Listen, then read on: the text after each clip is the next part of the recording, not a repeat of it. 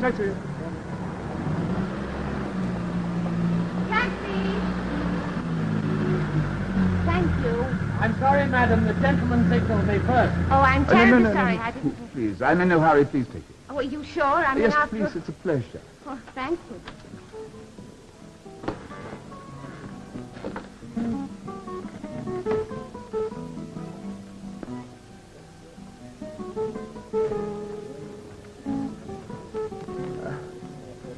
You dropped your bag. Oh, thank you very much.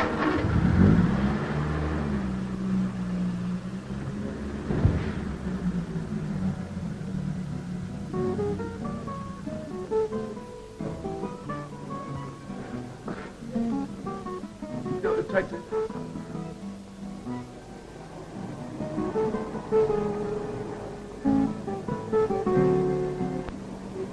Driver, stop a moment.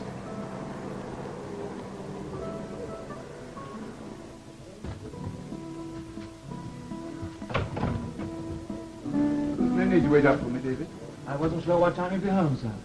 But as you were so late, I prepared a cold supper. Good. I didn't want anything to eat, thank you. Mr. Doriak is here, sir, in the library. Still here? Yes, sir. Shall I tell him you're in? No.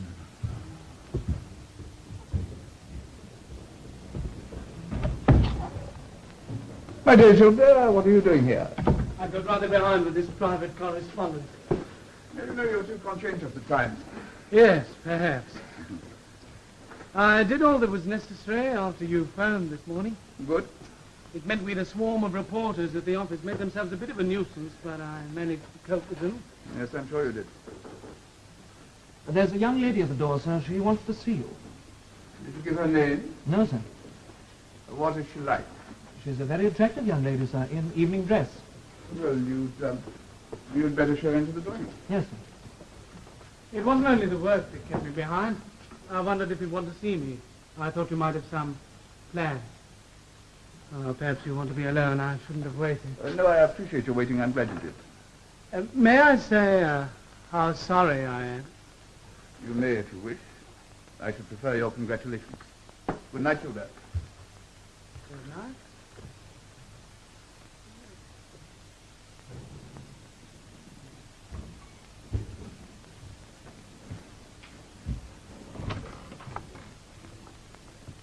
Mr. Marley.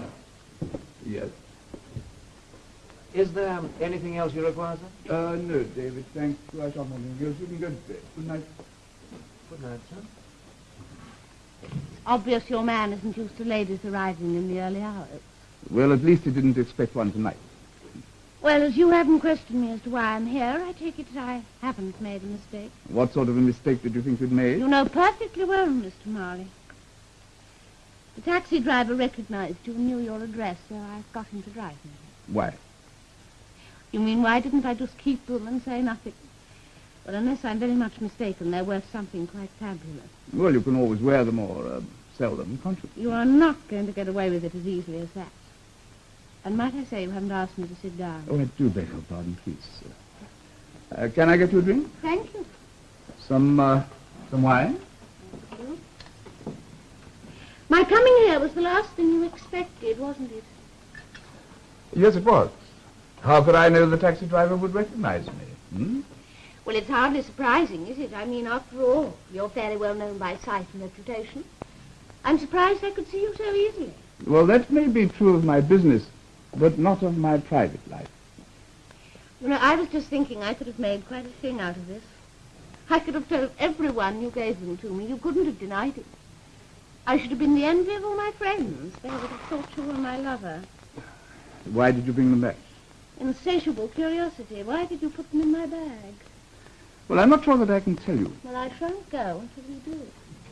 Please. Well, it was because of a hat. A rather exaggerated hat with too large a brim. A woman's hat? On the contrary, a man's. Oh. It was because of that hat I might have become a murderer. It's odd to think of a hat being the cause of one's becoming a murderer, don't you think? It's a little unusual. Yes, naturally, I'm glad that I didn't become a murderer. An operation of that nature needs to be carefully planned, and not done on the spur of the moment. If at all. As you say, if at all. Well, I'm more curious than ever. Go on. Well, I suppose you need to know something of my history in order to appreciate how I came to make such a stupid error of judgment. You see, my father left me in charge of Marley and Son when I was quite a young man. I made up my mind. In fact, I was determined to be even more successful than he had been. Naturally, it entailed sacrifices. And amongst other things, I sacrificed, well, what do I call it? Romance. You see, I set myself a target, and not until I reached that target did I decide to look for what I had been missing. You mean a wife? Exactly. I'm surprised you weren't killed in the rush when the news leaked out. Well, about that time, I went to stay in the country with some friends of mine, and there I met a girl who seemed to be everything that I was looking for. She was of very good family. She looked well. As somebody once described her appearance as pure and fresh as an April dawn. That's poetic. But then it was a case of delayed action as far as you were concerned. Now, yes, you know, I find your down-to-earth remarks rather refreshing. We became engaged. We were to be married tomorrow. Oh, I read about it in the papers. Yes, no doubt. Well, this morning I decided to take her those pearls. I drove down to her house in the country very early. The maid let me in. She appeared to be a little flurried, but I didn't take any notice of that until I went into the hall. There on the hall stand was the hat. Black, rather large brim. Well, it was an unusual time to see a hat in the house of one's fiancée. I took the hat off the hall stand. I went upstairs. The maid tried following me, but I pushed her out of the way. I went up to the sitting room. And as I reached the sitting room, I heard the key turn in the lock of the door opposite. It was her room. Well, I shouted I'd break the door down, unless it was open. Well, it was open. The man came out. He stood there. I stared at him, trying to think where I'd seen him before, and then suddenly I remembered. I'd seen him playing a ridiculous instrument in a rumba band at a club that we'd taken to visiting quite a good deal lately. Then I found myself laughing. I was still laughing as I went out of the house. I drove to a telephone kiosk. I telephoned my secretary. I told him to tell everybody that the wedding was cancelled. Then I went on. I drove out into the country. Drove back to Paris. I garaged my car. I walked the streets. You see, all the time I was wondering what to do, because I was sure the story would be all over Paris by now. And then I decided the best thing to do would be to go away for a few days and It was when I was hailing that taxi. I was coming back here to pack a bag, and there you were. I was determined to get rid of those pearls. Oh, they'd been burning in my pocket all day. There you are. Somewhat humiliating for me, don't you think? Yes, it is for you particularly, but not even a genius can plan against a woman's possible infidelity, can he? You ought to be able to plan against the possible results of it. I wonder which is uppermost in your mind at the moment, the thought of losing the girl or the thought of your punctured ego. You know, you've never once said you were in love with her. Well, of course I was. I wonder. Tell me, would you have given these pearls to any woman who happened to be getting that taxi at the same time as yourself? Yes, I told you I was determined to get rid of them, but I was glad that it was to a woman of some beauty, and I guess some intelligence, some discernment. Let me get to another one. Thank you.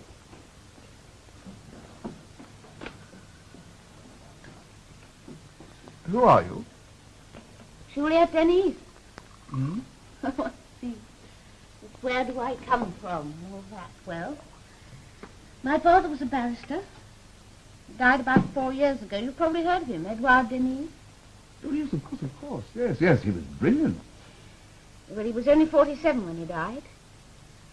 My mother had died a few years earlier. He left me quite a little money, all nicely tied up. Mm-hmm. So I augment my income by modelling. Yes, do you live alone? Oh, quite alone, except for Jacqueline, my maid. I suppose you lead what is known as a very independent life. Mm-hmm. Who are your friends? Artists, actors, painters, that sort of thing. Oh, what is known as the artistic circle, eh? Well, you know, you're lucky. I have no friends. Oh. Well, not what I would care to call a friend. I suppose the nearest I get to it is my secretary, but one could hardly call that a real friendship. Why not? Well, he started with me as a junior clerk. I picked him up because he had a certain air of independence, you know, and a rather caustic wit, which rather appealed to me. He once wanted to be an artist, but he also wanted to eat. And he found that Marley and Son provided him with the food that his painting didn't. Do you think he resents you for this? Subconsciously, I mean? Subconsciously, yes, I suppose he does. So there you are. Now, you know, what am I to do? Am I to go on living this lonely life? That's a question you can only answer yourself, isn't it? Will you believe me, Juliet? Juliet? Yes. Will you believe me when I tell you that I've never talked to anybody like this before? Yes, I believe you. Well, can you give me some advice? Well, take these back and start your search again. Yes, look for another woman, but don't look so hard. I gave you those pearls and I want you to keep them. Let's say that you've earned them. Hmm? But they must be worth Well, what does it matter what they're worth? You really want me to keep them? I do. Put them on for me.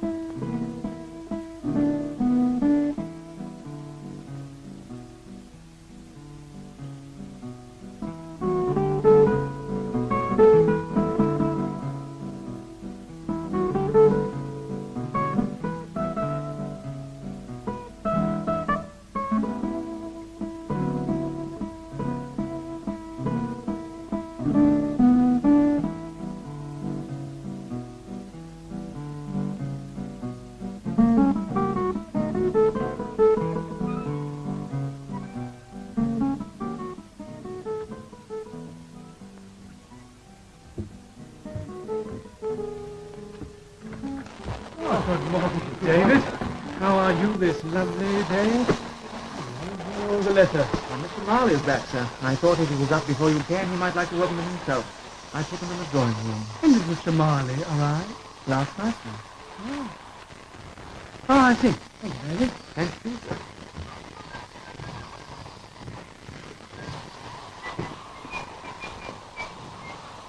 Gilbert! Yep. Well, what are you doing here? Oh, you're not Paul's secretary. No, you're not the young man you chose because he was so efficient. Well. Yes, I'm his secretary, but what are you doing here? Yes. Well, when did you come? Let's see. We've been away 3 days. I think I came here on Thursday. Yes, we went away the same night. We? Paul and I. You went away with Paul Marley? Uh-huh. Oh. Does that mean that you're installed here? Well, you could put it like that, yes. I can't believe it. Why not? Because it's not like you to tie yourself down to any man. At least that's what you used to say. That was 2 years ago. And it's a little unfair of you to say that, Gilbert. After all, I was willing to tie myself down to you, and you just wouldn't have it that way. What sort of life would it have been for us with me sponging on you all the time? You could have gone on with your painting. You might have made quite a success. Not me. I had no real talent. Thank the Lord I discovered it in time. You know, it would have been polite of you to let me know where you were going instead of just disappearing as you did. Can't we forget the past? I guess. You've been in my mind day and night. Every day and every night. I was quite sure you'd forgotten me. Well, it's been 2 years. I must admit you've faded a little. How long have you known Paul Marley? I told you I met him on Thursday. You've never met him before? No. What happened then? Did he pick you up? No, not exactly. Oh, good heavens, Judith. Is your stay here likely to be a long one? That depends. On what? On how Paul and I get on together. Well, I don't think I can stay in Marley's employment under these Oh, circumstances. Gilbert, don't talk such utter nonsense. You can't really have felt so deeply about me all this time as you're trying to make out. You're just saying all this out of pique. Pique? If pique makes you feel that life isn't really worth living without that one woman you always wanted, then I must have been piqued to the eyebrows for 2 solid years. Don't exaggerate. I'm not. You know, I used to dream of becoming a big success in this business. Finding you again. Rolling up to your house with a big car and all that sort of thing. But you can't make a fortune as a secretary in 2 years, however efficient you happen to be. Oh, of course, I'm better off now than I was. But I can't expect you to consider me now that you've captured the boss, can I? I don't like this mood of yours. You met him on Thursday, you said? Yes. That was the day his marriage went west. Did he tell you that? Of course he did. That's how we met. I see. You took pity on him. Was that it? Oh, it's all right. It's all right. I don't want any details. I'm still trying to absorb the accomplished fact that you're installed in a house I have to come to every day. No, I couldn't take that. Look, Gilbert, you must. Paul thinks the world of you. He's never mentioned your name, but he's often said what a wonderful secretary you have. He's only kept me on here because I've suited his purpose. If I hadn't, he'd have got rid of me like that. Of course, you haven't been with him long enough to know him as I do. He's completely heartless.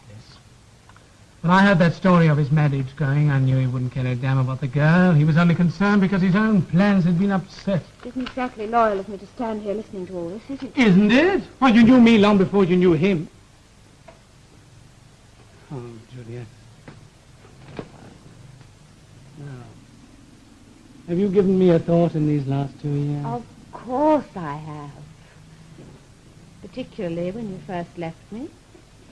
But I didn't know where to find you, so what was the point of going on thinking about you? But why Marley? Knowing you is money can't be the reason. Why not? I may have changed. Anyway, one has no choice in these affairs. They just occur. Not with him, they don't. I tell you, it was an accident. If you think that, you're only deluding yourself. He never does anything by accident, and he's never set up a menage in his own house before. He was going to last Friday. But then he was going to be married. Oh, yes, he'd planned to break out in a big way socially. Thought he'd found the ideal woman to grace his table and receive his guests. Apparently she didn't want that sort of thing. Not that I blame her. Has it ever occurred to you that I might? You? The society hostess? Oh, no. I don't see why you should laugh. I've led a completely aimless life for the past 2 years. And it rather appeals to me to have a settled position. A position any woman I know would envy. So you're really going to try and hook him, eh? Well, I hope you'll bring it off, and I wish you the best of luck. Now, Juliet, you don't Morning, Gilbert. I see you've met my wife. Your wife? Haven't you told him, my dear? Well, I was just going to when you came in. I know, but you've been here for some time, haven't you? Yes, I know, but Gilbert and I are old friends. And, Yes, I gathered that. well, we started talking. And you completely forgot to mention the minor fact that you were married to me. Hmm? Well, it's in the papers, Paul, just the bare facts as you wanted it. May I offer my congratulations to you both? Think of how long is it since you two have met each other? 2 years? Oh, yes, of course. Ever since you left your artistic friends and came to me. Hmm? Exactly. Has much happened at the office since I've been away? A fair amount. Oh, Stendhal made another effort to cut his estimate, but I told him finally there was nothing doing. Good. You know, he was relying on your contract. Went to no end of trouble to meet your requirements, setting up special plants and all that. If he doesn't show a profit now, he'll be completely ruined. Yes, Stendhal's a fool. You know, in 3 months' time he'll be in so much trouble he'll be glad to sell at any price. That could be a very useful, profitable subsidiary of Marley and Son. Is there anything else? No, I haven't had time to go through these letters. No, of course, you're interrupted by my wife. We can't have this, you know, my dear. You're interfering with business. I'm just going to get dressed. We must ask Gilbert around to dinner one day when you've settled down. Yes, we must. Gilbert. Yes? Gilbert, although I know that you're the soul of discretion, you may happen to mention one day that you knew Juliet in what she called the old times. I'd rather you didn't. As you wish. You see, now she's starting an entirely new life. Of course, it's hardly likely that she'll meet any more old friends from those days. No, I suppose not. None of them is eminently successful. Yes, I rather gathered that from all I hear. Most of them sponged on her. Yes, they're pretty well all like me. Artistic failure. Yes, well, if ever you come across another artistic failure with your business ability, I should be very happy to employ him. Oh, I don't think you'll find another one like me. I'm unique. Yes, I think perhaps you are. You know, if you go on talking like this, I shall ask for a rise. And I shall be very happy to grant it to you, providing your demands aren't too excessive. Would you consider it too excessive if I asked you to double my salary? Yes. But I'll give you a 25% increase backdated to last month. Is that satisfactory? Overwhelming. That's why I was going to give it to you, whether you asked or not. Perhaps you'd heard that Lafayette had made me an offer at a bigger salary than you're paying me. A bigger salary than I was paying you, Gilbert. Lafayette only offered you 20%. Well, it's hard to put one over on you, isn't it? It's not very easy to put anything over on you. Yes, I know. I'm studying your methods. I hope to follow in your footsteps. Well, it would be too conceited of me to say that you couldn't do better. You know, I've got very great plans for your future, Gilbert. Partnership? Well, certainly a directorship. We can finish those letters at the office. If the car's here, we'll go along together. Okay. Hello, John, is the car ready? It is, good. Yes, ready. All right. We'll go. Now, let's put these away.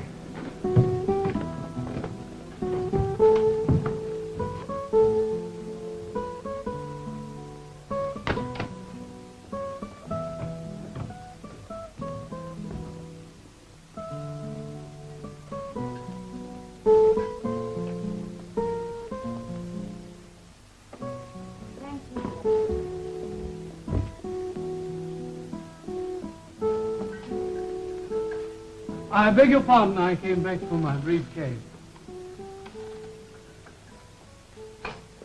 You said your length of stay here depended on how long you and Paul got on well together. Yes, it does. Now that you're married to him? Yes, well, it was all done in such a rush that we made that arrangement between us. And do you think he'll stick to it? If you want to leave him, that is? It's a little early to talk of that, isn't it? No, he's not a possible husband for a woman like you, Juliet. He's too self-centered, too set in his ways. He'll have nothing left over for you. You came back for your briefcase, Gilbert. Now that you've got it, don't you think you ought to go? His plan to marry went wrong. Just as he was faced with defeat, he saved the day by making use of you. Look, I don't want... Now I've found you again, and this time I'm not going to let you go. No, I won't let you.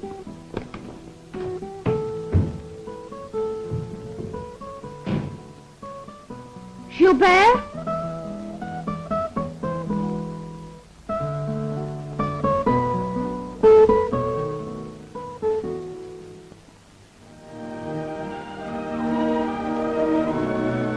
We'll be back in a moment with Act 2 of tonight's play.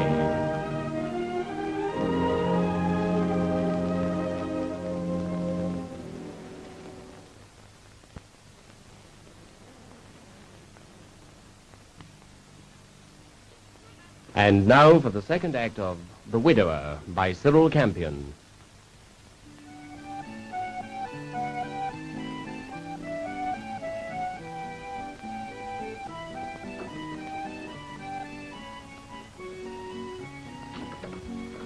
Hello, Maggie. Good afternoon, sir. Good afternoon. Well, how are you settling down here, eh? Well, it did take a bit of getting used to, sir. After all those years in a place so much smaller. You remember Madame's apartment on the Rue Saint-Honoré, sir? Yes, Jacqueline. Oh, hello, Juliet. Hello, Gilbert. Thank you, Jackie. Paul's flying off to London tonight. Yes, he'll ask me to let you know. How long is he going to be in London? Oh, 24 hours at least. Oh, I forgot he wants David to pack a bag for him. May I ring? Yes. Juliet, I'm sorry about... Remember you've rung the bell for David. Oh, yes, of course. There's no need to display such feverish activity. Don't you think you're overdoing it? I'm not overdoing anything. I've got to sort out all these papers and reports for Paul, and I haven't much time to do it in. Yes? Sir? Oh, David, Mr. Marley's going off to London. He wants you to pack a suitcase for him immediately. Yes, sir. How long is Mr. Marley going for, sir? Oh, a day, possibly 2. Very good, sir. Oh, madam. You know we're meant to be dining tonight. I see you've done everything with your customary efficiency. I hope so, sir. What do you want me to do about our dinner engagement? That. Yes, well, they're people of no real importance, you know, my dear. Got somebody to telephone to the office, our apologies. I don't think you'll want to go by yourself. Indeed. Yes, thank you. That's well, I won't keep you. You seem to have done enough for today, I think. Yes, well, I wish you the best of luck. Thank you. I hope you have a pleasant journey. Thank you. Bye, Juliet. Bye, Gilbert.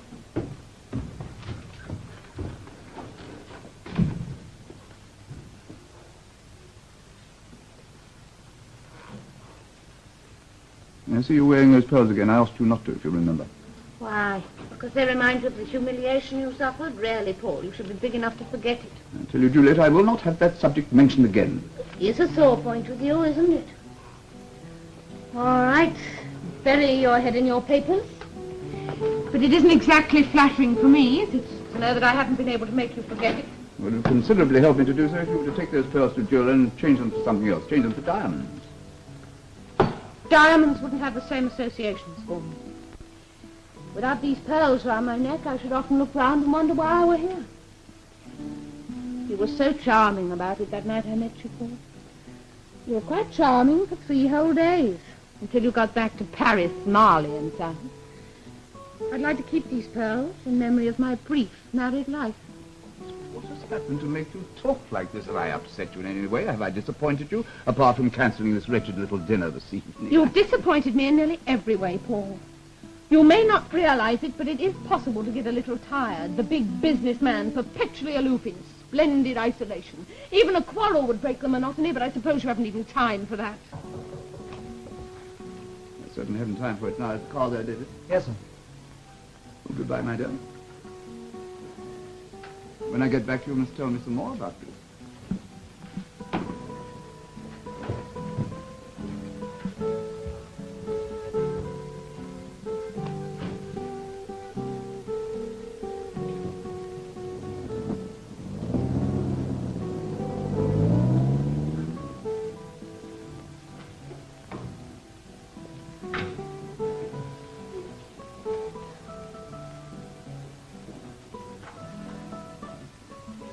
Gilbert, I thought you went some time ago.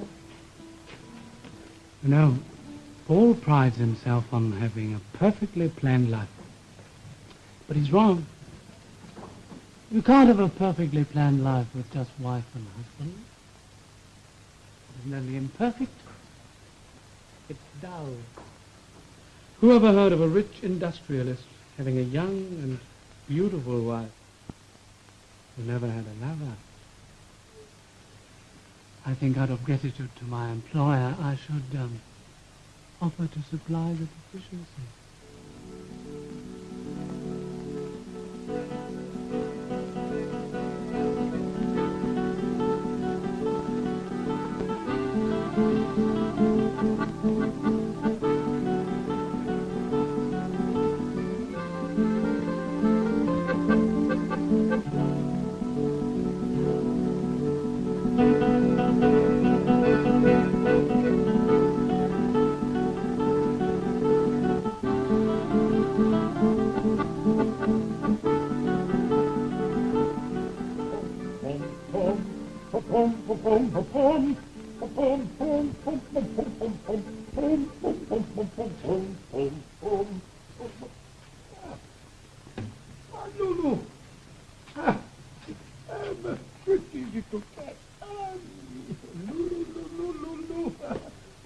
Hello, Pierre. Mr. Doriak, your friend is waiting for you. She's been waiting a long time, since 5 o'clock. That's all right. I'm sorry about the trouble in the bathroom, sir. Trouble in the bathroom? Yes, the tap that will not turn off. Oh, there. The plumber promised to come today, sir, but you know what plumbers are. This one makes me boil. Well, change the plumber, Pierre. All right? Hello, Pierre.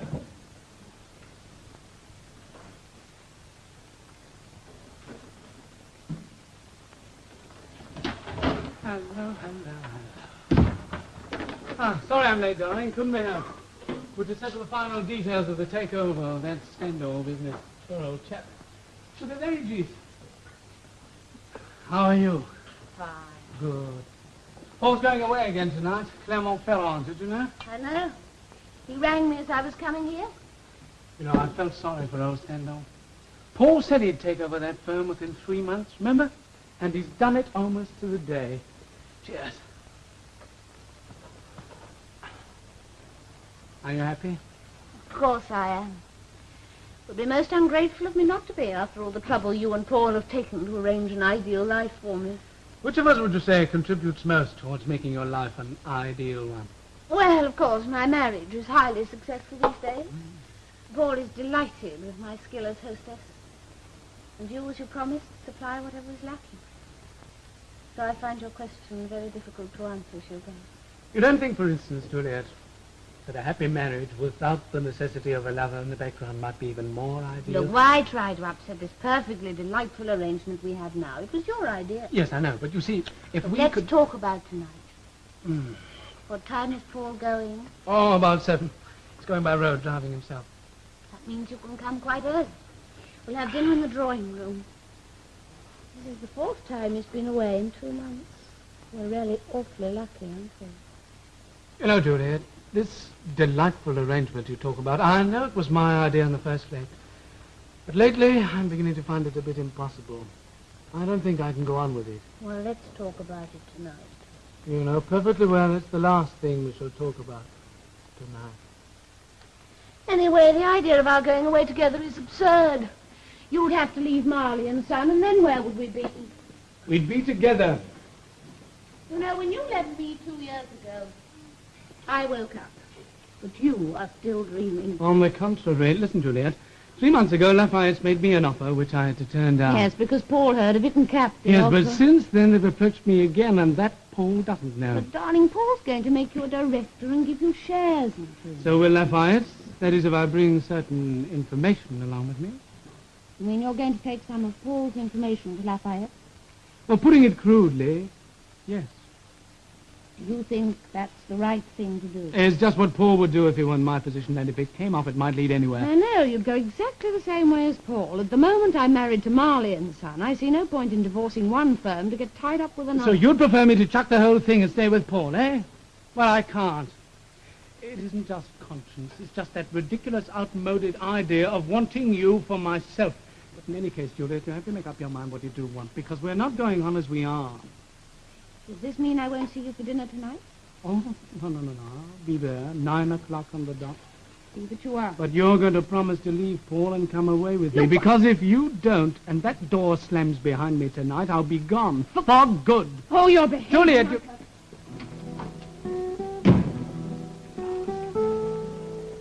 Oh, Juliet, you left...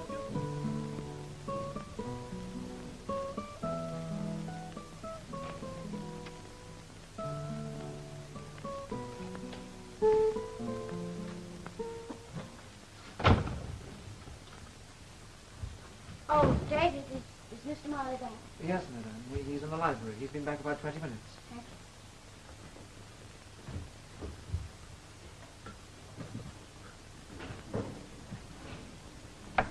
Oh, there you are, my dear. I'm sorry I have to go away and leave you again, but you do understand, don't you? Yes? Yes, I understand. Yes, I expect you're rather disappointed with missing that play tonight, aren't you? You can go some other time. Yes, I'm afraid I've had to disappoint you a good deal in the last 2 months, you know, but I must say that you've certainly learned to take your disappointments good-naturedly. And what will you do tonight? Stay in, I suppose. I might ring up Yvonne and ask her to come round, but it's rather short notice. Yes, and Martha's out too, isn't she? Never mind, Dave is an excellent cook. You know, I really do feel most guilty at leaving you. Why?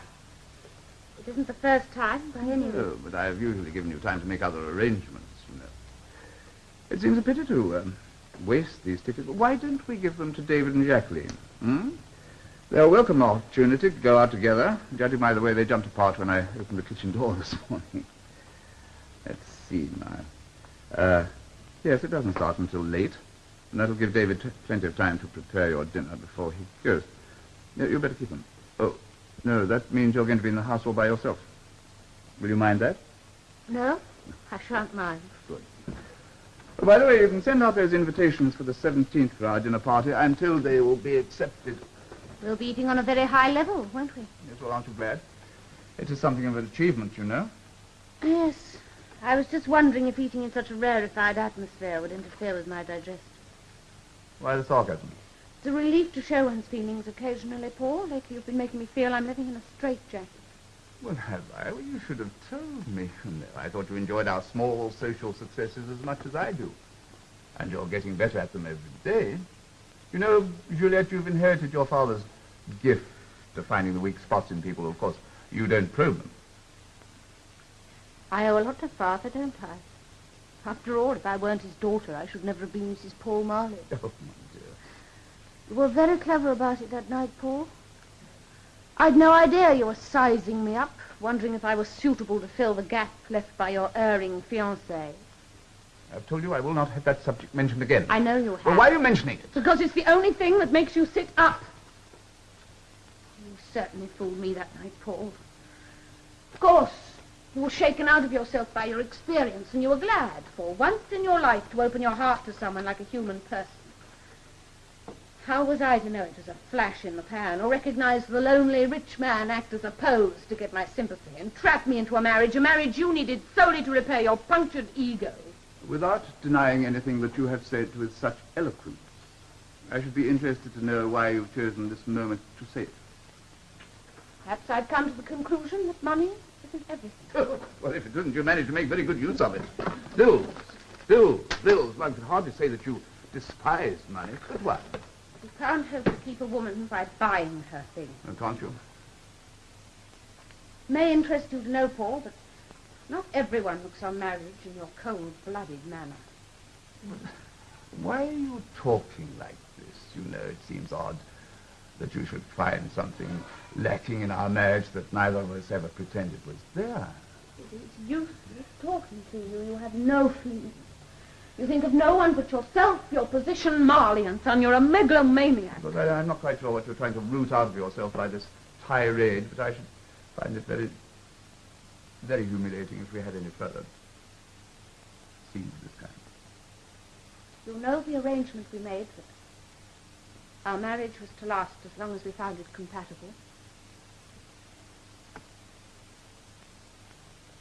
Does that mean that you're proposing to leave me? Because if you are, I should think again.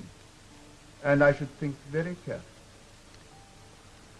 Your life may not be an ingenuous young girl's dream of bliss, but it is one that most women would envy. You know, Gilbert, you think I'm deficient in understanding. But I should say that this little outburst of yours is not entirely directed at me. Obviously, you need to let off steam. Have a feeling of frustration. Frustration, I should say, caused by something or somebody else.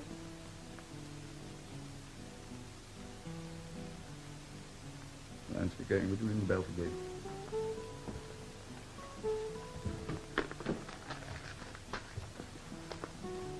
Juliet, do you still wish to think over whether you're going to leave me or not? Let's talk about it when you get back. You can't give me a definite answer now? No, I can't. I see.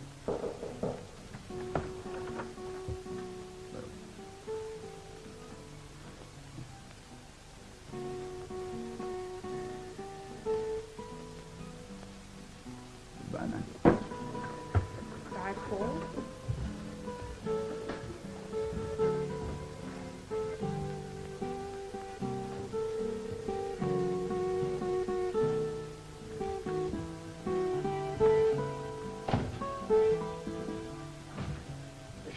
dinner in the dining room, madame? Oh, no, in the drawing room, please. Look, Mr. Marley left these for you.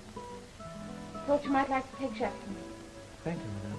Oh, you need to leave quite early, so don't do anything special, just something cold will do. Very good, madame. And lay for two, please, David.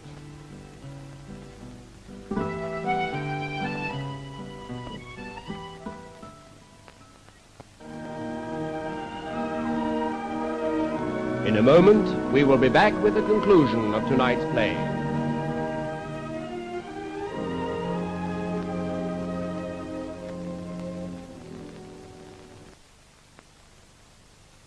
And now for the final act of The Widower by Cyril Campion.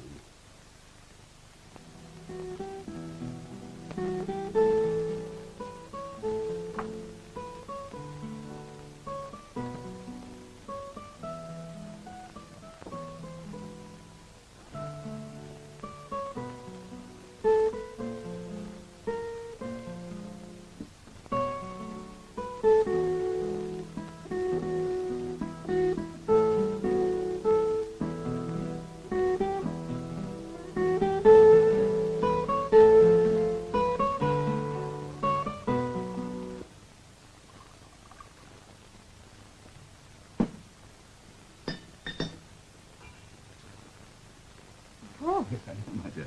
I expected to be well on the way to Clermont-Ferrand by now, but would you believe it? I left my most important papers behind, all those figures that Gilbert took so much trouble to compile for me. There was nothing for it to do but to turn the car around and come back again. I hope my sudden appearance didn't give you a shock. No, I was just surprised to see you come in that way. What, to the garden? Now, the house seems awfully quiet. Yes, it would. Everybody's out. Yes, of course. Well, is there anything the matter? No, why? You look rather pale, that's all. Incidentally, why are you wearing evening dress? You look as though you were going to a reception, are you? No, I was just trying it on. Would you worn it before, hadn't you? Yes, I know, but it doesn't fit awfully well. I was thinking of having it altered. I see. I see the table is laid for two. Hmm? Yes, I rang up Yvonne. Fortunately, she was at a loose end, so I asked her to come round. Ah, yes, the provocative Yvonne. Well, you couldn't have chosen a better companion for a lonely evening. I find it most amusing myself. I hope my coming back unexpectedly didn't upset your arrangements. No, why should it? Well, no, you seem rather strange. That's all. What time's Yvonne coming? 9 o'clock. I said 9 o'clock. 9 o'clock, yes. Yes, here we are. Got everything you wanted? Yes, I found everything as I expected. Oh, you're not really going to wait. Well, why not? I'd like to see Yvonne. She may be very late. I mean, you know her. Yes, indeed. She may be very late. In fact, I should be very surprised if she comes at all. Why should you think she won't come? Because, my dear, you know as well as I do that she hasn't been invited. Now, why didn't you tell me the truth? Or perhaps you think it's a bad thing to tell husbands the truth. Perhaps. Of course, now I'm consumed with curiosity to know who your visitor may be. Yes, well, to save yourself any embarrassment, I advise you to leave now. Well, why should I be embarrassed? Because you realize how ridiculous your suspicions were. Oh, I see. I see. You mean this little tete-a-tete of yours tonight is quite an innocuous affair. Yes, quite. Yes, well, you surprised me. Doesn't quite tally with the information that I had. On February the 23rd, I had to go to London to attend a meeting of an international trade association. I left this house at 6:30. By midnight, all the lights in the house were out, and some 10 minutes later, a taxi drew up outside, the front door was immediately opened, and you appeared. You got into the taxi, and you were driven to an apartment house at 70 Rue Fauchet. You rang the bell. And you were admitted by the same young man at 5 o'clock in the morning. 5 o'clock in the morning, you left the young man's apartment, and you returned here by taxi, and you left yourself in with your key. Now, with a very slight difference regarding the actual time, the same thing happened the following evening. I returned the third evening, so naturally there was nothing in the report. The report? Mm-hmm. Yes, this is copied from a report made out by a most efficient private inquiry agency. How else could I have known your movements? We now come to the second Need we occasion. go which was on March to the the second 4th, occasion? When I went to... No, I don't suppose we need. Repetition is somewhat boring, especially when the second, third, and fourth occasions happen to be so monotonously like the first. You're enjoying yourself, aren't you? Yes. I suppose it is a little childish. But you might just as well have told me that Gilbert was coming here tonight. Surely you'd prefer me to deny it? Well, I appreciate your motives, but one instinctively dislikes being thought a fool. Instinctively. Let's discuss it when you come back. Yeah, I want your answer now. I can't give it to you now. I suppose you think you're going to persuade Gilbert to postpone any definite decision, but you won't succeed, you know. He's not the impetuous young artist that you knew 2 years ago. He's learned a great deal from me since then. Has he told you he's going with Lafayette? You knew about that? What perspective? That's what made me so sure that he was planning to take you away from me. But I've no doubt that on some occasion I can do Lafayette some small favor and see that he has no future with them. You do that? Yes, of course I will. So you see, Juliet, your position with Gilbert is not going to be so very secure, to say the least. But you don't want me. What? But I do. You see, I do, my dear. Now, I suggest that you change your dress quickly and that you come with me to Clermont-Ferrand. Then you'll avoid an awkward meeting with Gilbert. I'm not going away with you, Paul. Then it would appear that Gilbert has an even stronger hold over you than I have. He probably will eventually persuade you to go away with him. I tell you, Juliet, that for people to laugh at me because my secretary had run away with my wife would be too galling. I will not tolerate such humiliation. I'm not concerned with the minor fact of your infidelity. What I want to know is whether you are going to leave me or not. I wasn't. But you've defeated your own end by coming back this evening, Paul. You've made up my mind for me. Your decision is irrevocable. Quite. I can't believe that you're willing to give up everything that you've gained by becoming my wife. I suppose you do find that difficult to believe. Well, let's talk this over calmly, shall we? Now sit down. There is no point in talking it over. It's unlike you to want to prolong things. Yes, I know, but at least you might allow me to put my point of view. Now, please. Please.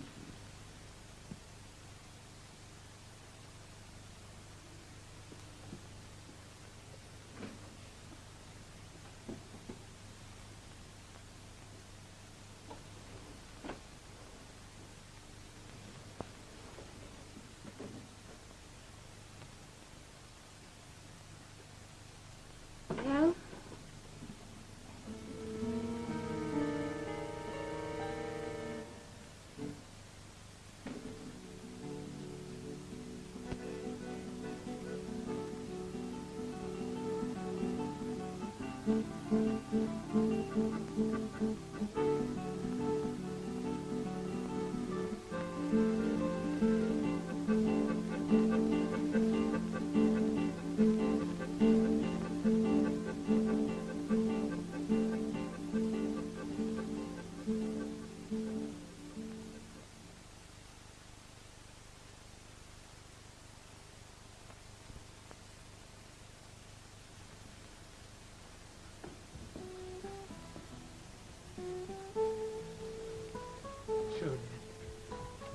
Sorry, darling, late again.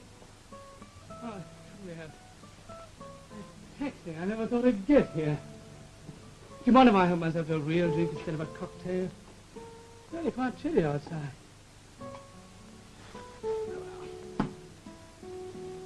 Your good health. Ah, better. Cigarette? Juliet, do you want a cigarette? All right, then.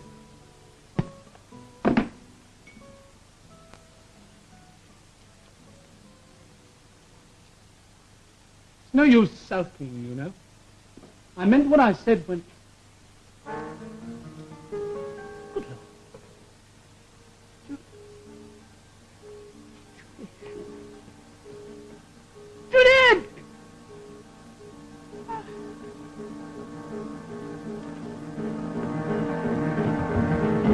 David! David! They're clean! Isn't anybody here?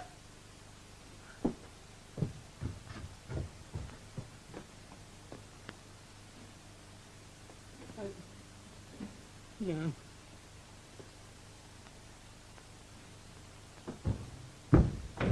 Oh, my dear Gilbert, what are you doing here? I didn't expect to see you.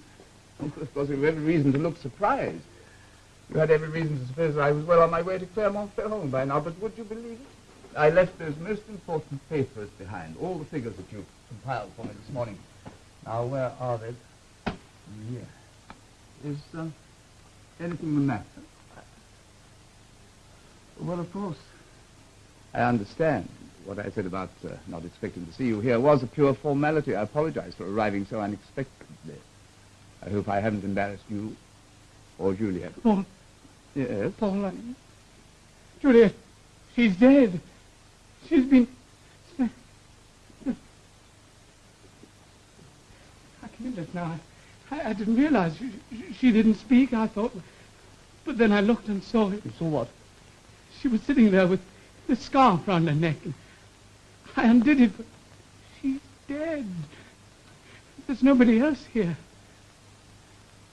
You phoned for the police? No, I haven't. Well, if you've not, why not? You ought to have done so at I once. knew nothing could be done for her. That wasn't for you to judge. Oh, wait, please, for God's sake.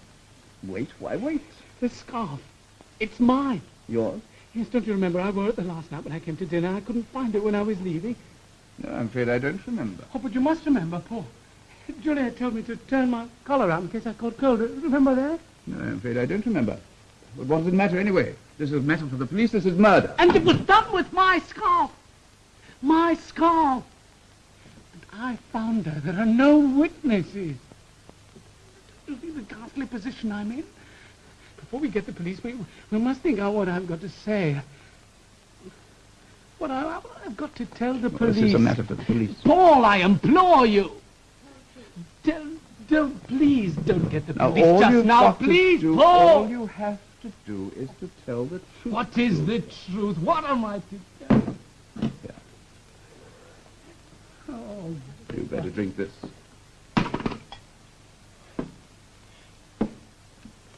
Now, all you have to do is to make a statement to the police as to how you found it.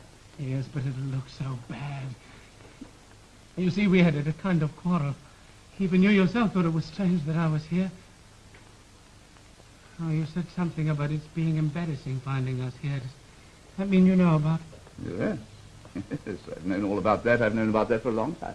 And to tell the police? Well, naturally, I shall have to tell them and answer truthfully anything that they ask. And now I've told you we've quarreled. You'll tell them that too, I suppose. should advise you not to say any more, Gilbert. You're condemning yourself with every added word. Good heavens, Paul, you don't think I killed her? No. I loved her. That's well, the police will look for a motive. Obviously, it's not burglary. There was no sign of a struggle. Juliet would surely have struggled against a strange intruder. Do you think I killed her?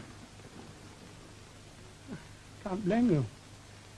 If someone had deliberately worked out a plot to incriminate me, they couldn't have thought of anything better. No. I don't think they could. What was that you said? Juliet would have struggled against a strange intruder. Yes, she would, wouldn't she? It must have been someone she knew. Someone who turned up unexpectedly. Yes. You did it. You killed her. I wondered how long it was going to be before the truth dawned upon you. When you came in just now, it wasn't the first time you'd been here tonight. You came back earlier and killed her with my scarf. I couldn't find it that night because you'd taken it. You'd planned it all. You'd planned it even then. Yes, even then. But I hoped that I wouldn't have to put my plan into operation.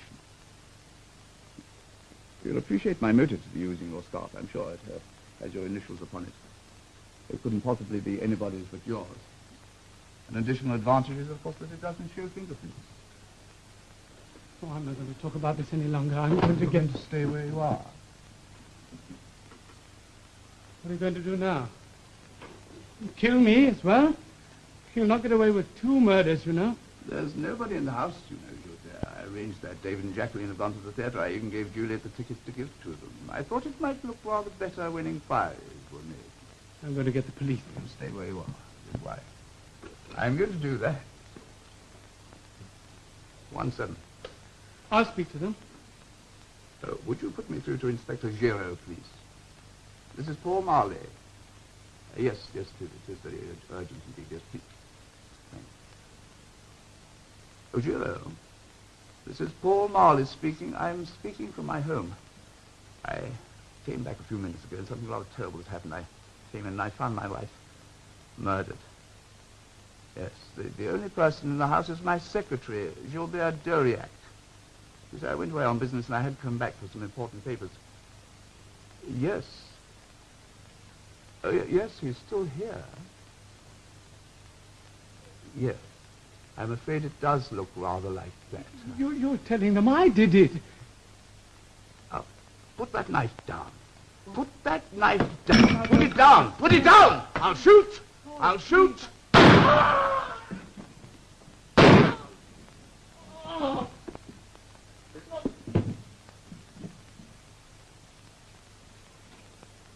sorry. I had no alternative. Yes. Yes, of course I'll wait.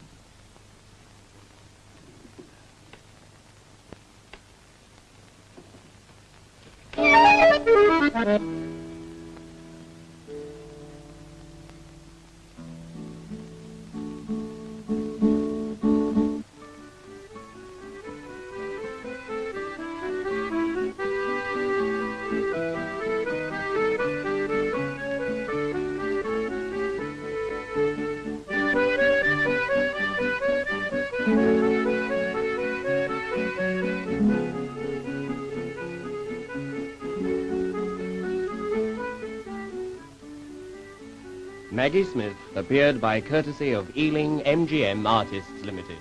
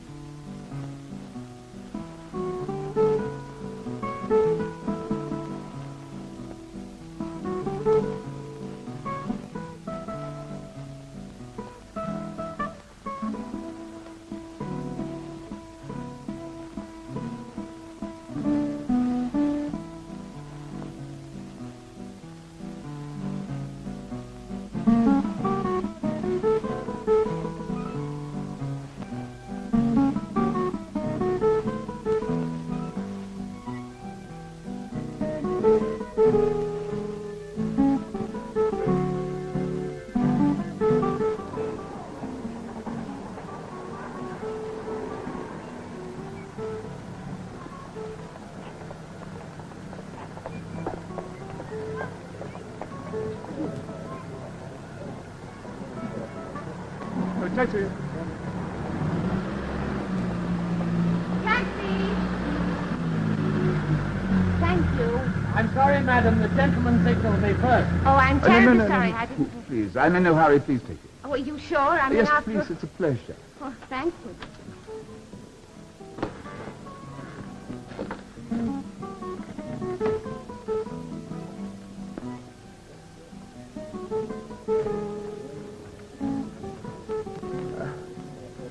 You dropped your bag.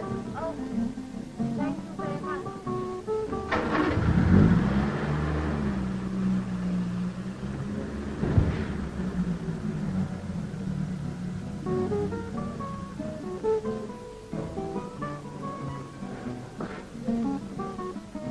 Taxi.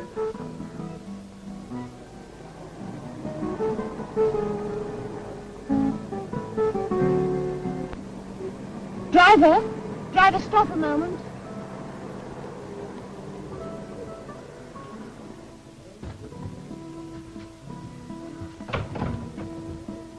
No need to wait up for me, David.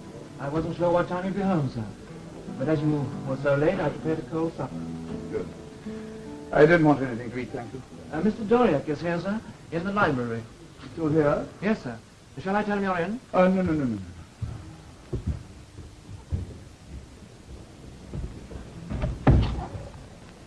My dear Gilbert, what are you doing here?